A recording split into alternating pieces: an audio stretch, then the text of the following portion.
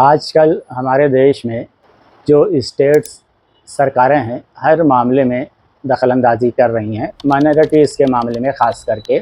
इसी से ताल्लुक़ शादी ब्याह तलाक़ वगैरह का भी मसला है। मुग़लों का दौर जब ख़त्म हुआ और अंग्रेज़ हमारे देश में आए, ईस्ट इंडिया कंपनी आई और अंग्रेज़ों का दौर शुरू हुआ, उस वक्त इंडियन क्रिश्चियंस मैरिज एक्ट बना था 1872 में। उसके बाद 1909 में आनंद मैरिज एक्ट बना। सिखों की जो रिवाजी शादियां थीं उसको कंट्रोल करने के लिए, उसको कानून के दायरे में लाने के लिए। उसके बाद आसाम मैरिज एक्ट बना 1935 को, आसाम मुस्लिम शादी तलाक एक्ट। उसके बाद आज़ादी से पहले 1937 में मुस्लिम शरीयत एप्लीकेशन बिल बना था। उसमें मुसलमानों के बहुत सारे मसाइल्स जमा कर दिए गए थे।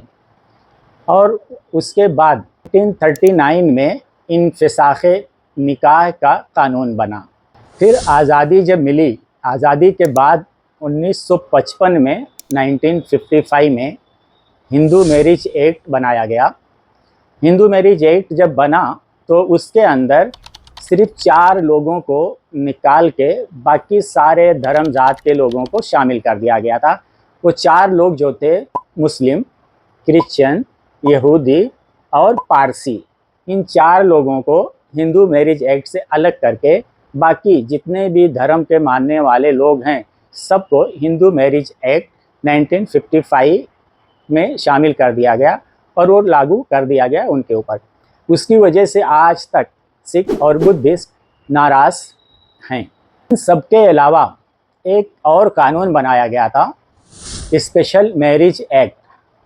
इसके अंदर चाहे आप किसी भी धर्म से ताल्लुक़ रखते हों, किसी भी मज़हब से ताल्लुक़ रखते हों, किसी भी ज़ात से, कास्ट से, समाज से ताल्लुक़ रखते हों, अगर आप स्पेशल मैरिज एक्ट के तहत शादी करते हैं तो वो एक ऐसे ही लोगों पे लागू होगा, बाकी और किसी के ऊपर नहीं लागू होगा। बदनाम ज़माना आसाम के सीएम हैं हेमंत बिस्वा शर्मा।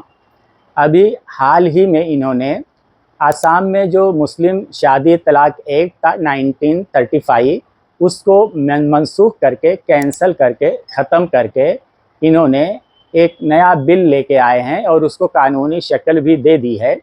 आसाम मुस्लिम लाज़मी शादी रजिस्ट्रेशन एक्ट 2024।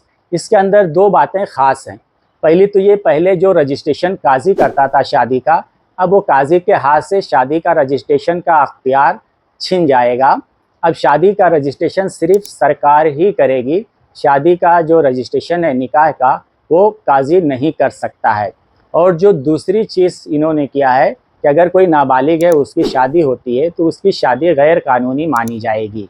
ये 2 चीज़ों को लाके और इसको जो है आसाम के लोगों के ऊपर ये थोप दिया गया है। आसाम के जो वज़ीर आला हैं, इनकी माइनॉरिटी से दुश्मनी, अदावत और बुग़्ज़ की इंतहा हो गई है। 87 साल से पहले, 87 साल से जो एक रिवायत चल रही थी, आम तौर से जुमा के दिन छुट्टी की, 2 घंटे की छुट्टी मिलती थी, इन्होंने वो छुट्टी भी जुमा के नमाज के लिए जो दी जाती थी वो ख़त्म कर दी है।